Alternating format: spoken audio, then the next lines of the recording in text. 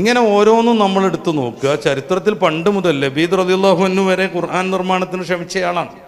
ഇന്നായത്തനാക്കൽ കൗസർ ഇറങ്ങിയപ്പോൾ റസൂലുള്ളാഹി സ്വല്ലല്ലാഹു അലൈഹി വസല്ലമ തങ്ങളുടെ ഈ പാരായണം കേട്ടപ്പോൾ ശത്രുക്കൾ ഓടിയത് ലബീദിൻ്റെ അടുത്തേക്കാണ്. അന്നത്തെ ഏറ്റവും ഉജ്ജ്വലനായ സാഹിത്യകാരനാണ്.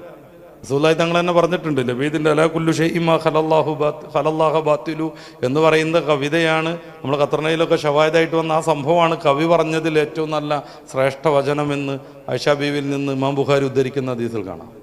അപ്പോൾ ആ ലബീദ് 6 മാസം കഴിഞ്ഞിട്ട് നിർമ്മാണം എന്തായി എന്ന് ശത്രുക്കൾ ചെന്ന് നോക്കുമ്പോൾ അയാൾ കുറേ പേപ്പറും എല്ലാം ചീന്തിട്ട് ഇരിക്കുകയാണ്. അയാൾ ഇനിയുണ്ടല്ലോ 6 മാസം എന്നാണ് പറഞ്ഞത്. 1 കൊല്ലമായിരുന്നു ഖുർആനിലെ ഒരധ്യായത്തിന് പകരം ഒരധ്യായം നിർമ്മിക്കാൻ അയാൾ വാങ്ങിയ സമയം. അവിടേക്കാണ് അദ്ദേഹം കഅബയിലേക്ക് തവാഫിന് വരുന്നതും അയാളുടെ ഒരു കവിതയ്ക്കപ്പുറത്ത് സഹാബി വര്യന്മാർ സൂറത്തുർ റഹ്മാനിലെ 13 വചനങ്ങൾ എഴുതി തൂക്കിയതും അയാളുടെ വെല്ലുവിളി ആരോ സ്വീകരിച്ചു എന്ന് കരുതിയിട്ട് ആവേശത്തോടെ